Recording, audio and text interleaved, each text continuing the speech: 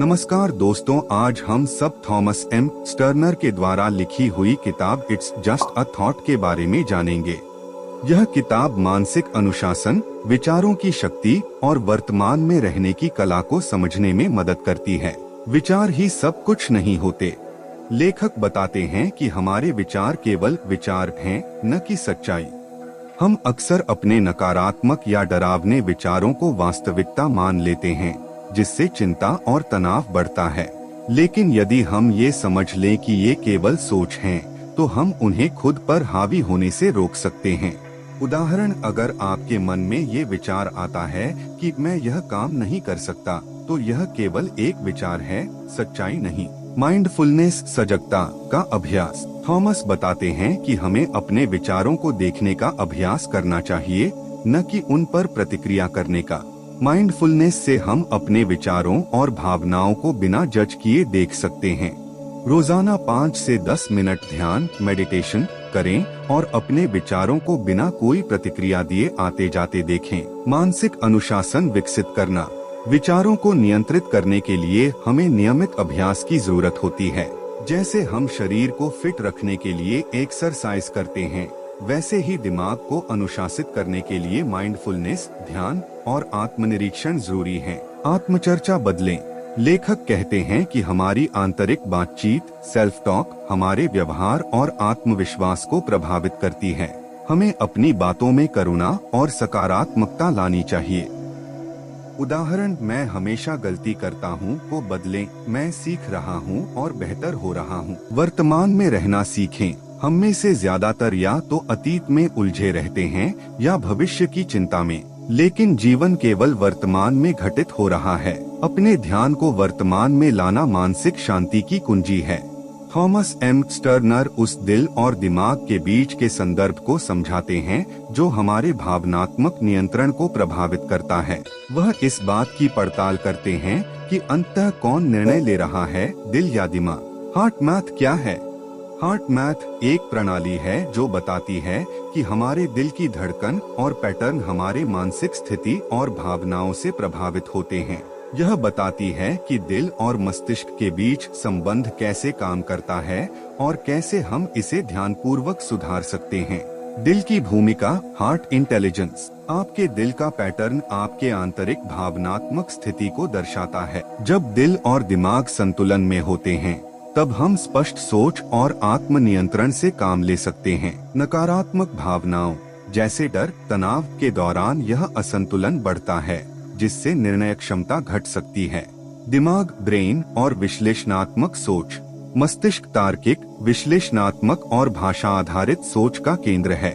यह हमें परिस्थितियों का विश्लेषण करने और योजनाएं बनाने में मदद करता है। लेकिन जब मस्तिष्क भावनात्मक असंतुलन में होता है, तनाव, चिंता, तो यह जटिल निर्णयों में कुशल नहीं रहता। दिल और दिमाग के बीच तालमेल, कोहेरेंस। स्टर्नर बताते हैं कि मानसिक और भावनात्मक स्पष्टता तब आती है जब दिल और दिमाग सांगीतिक रूप से मिलकर काम करते हैं। इसे अक्सर कोहेरेंस कहते हैं। यह कोहेरेंस मानसिक शांति, बेहतर निर्णय और अधिक संतोषजनक अनुभवों को जन्म देता है। लेखक बताता है कि कैसे हम सोचने की सॉफ्टवेयर, अंतः प्रोग्रामिंग को स्वयं बदल सकते हैं ताकि जीवन में अधिक खुशी, सफलता और संतुलन मिल सके। सेल्फ हिप्नोसिस क्या है? स्टर्नर बताते हैं कि हमारी मानसिक आदतें, विशेषकर सबकॉन्शियस माइंड, अवचेतन मन, एक तरह की प्रोग्रामिंग की तरह होती हैं। सेल्फ हिप्नोसिस का इस्तेमाल उस प्रोग्रामिंग को संशोधित करने के लिए किया जा सकता है ताकि हमारी सोच और प्रतिक्रिया अधिक रचनात्मक और संतुलित बन जाएं। संज्ञानात्मक रिकॉर्डिंग मॉडल। इस अवधारणा के मुताबिक हमारी भावनाएं और सोच भावनात्मक रिकॉर्डिंग की तरह हमारे अवचेतन में सहेजी जाती हैं। टर्नर कहते हैं कि हम अपने दिमाग की रिकॉर्डिंग को दूरदर्शी और सकारात्मक तरीके से रिडिजाइन कर सकते हैं ताकि वो हमारी खुशी और सफलता का समर्थन करे। विशिष्ट अभ्यास। अब में सुझाए गए अभ्यास इस प्रकार हैं। रिफ्रेमिंग, नकारात्मक मान्यताओं को पहचानिए और उन्हें सकारात्मक, समर्थक मान्यताओं में बदलिए। सकारात्मक ऑटो सुझाव, पॉजिटिव अफर्मेशंस। नियमित शांत अवस्था में खुद से सकारात्मक वाक्यांश दोहराना, जैसे मैं सक्षम हूँ, मैं स्वस्थ और शांत हूँ आदि। इमेजिनेशन तकनीक, खुद की कल्पना करें कि आप सकारात्मक रूप से खरे उतर रहे हैं, चीजें कैसे होंगी, कैसा महसूस होगा और आप कैसे व्यवहार करेंगे। यह अभ्यास सबकॉन्शियस को नए पैटर्न सिखाने में मदद करते हैं। कैसे प्रभावी रूप से प्रयोग करें? स्टर्नर सुझाव देते हैं कि इस प्रक्रिया को प्रभावी बनाने के लिए इसे दिन में 2 बार सुबह और शाम करें। लाभ क्या है? इस टेक्निक को नियमित रूप से अपनाने से पुराने डर और आत्मशंका वाले प्रोग्राम को रिप्रोग्राम कर सकते हैं। मनोवैज्ञानिक शक्ति और आत्मविश्वास बढ़ता है। आपकी सोच स्वनिर्मित डेलिबरेट थिंकिंग बनती है। आवाज कम, अनचाही मानसिक प्रतिक्रियाएं स्वायत्त होती हैं। स्टर्नर इस बात पर जोर देते हैं कि मुश्किल परिस्थितियों में भी हमारा जवाब वैसा हो सकता है जैसा हम सचमुच चाहते हैं, अगर हम मानसिक रूप से पहले से तय करें कि हम कैसे प्रतिक्रिया देना चाहते हैं। प्रीमेडिटेटेड प्रक्रिया, प्रीमेडिटेटेड प्रोसीजर। लेखक कहते हैं कि मुश्किल या तनावपूर्ण परिस्थितियों के लिए पहले से एक मनोवैज्ञानिक योजना तैयार कर लेना, कहना जैसे अगर यह स्थिति आई तो मैं इस तरह प्रतिक्रिया दूंगा, बहुत शक्तिशाली होता है। इससे वास्तविक समय में हमारी आत्मनियंत्रण शक्ति बढ़ती है। प्रभावी प्रश्न, यदि मैं यह स्थिति उस तरह से संभाल सकता जो मैं वास्तव में चाहता हूँ, तो वह तरीका कैसा होगा? इसे सोच कर देखें, आप कैसे महसूस करना चाहेंगे, कैसे प्रतिक्रिया देना चाहेंगे। यह स्पष्टता आपके मास्टर प्लान का हिस्सा होती। दृढ़ता से व्यवहार, ऐसे पूर्व निर्धारित जवाब आपको स्थिति में आने पर ऑटो पायलट पर काम करने देते हैं, जिससे आपके विचार और भावनाएं पूर्वनियोजित तरीके से नियंत्रित होती हैं। ऑब्जर्वर दृष्टिकोण बनाए रखना।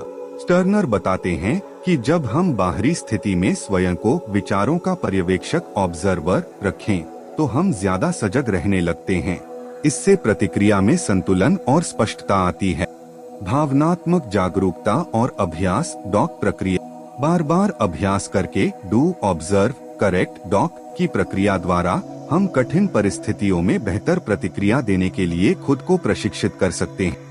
स्टर्नर यह समझाते हैं कि संघर्ष, स्ट्रगल केवल एक समस्या नहीं, बल्कि एक संकेत होता है कि आप किसी महत्वपूर्ण कौशल को सीखने या मास्टर करने के रास्ते पर हैं। उसे नकारात्मक न मानकर उसे एक विकास प्रक्रिया के रूप में ग्रहण करना चाहिए। संघर्ष की व्याख्या बदलें। अक्सर मिस्टेक या स्ट्रगल को हम नाकामी और भय के संकेत के रूप में लेते हैं। स्टर्नर कहते हैं कि वास्तव में ये डेटा कॉलेज का हिस्सा हैं। आप सीखते जा रहे हैं कि क्या काम करता है और क्या नहीं। स्किल विकास की दिशा निर्देशिका।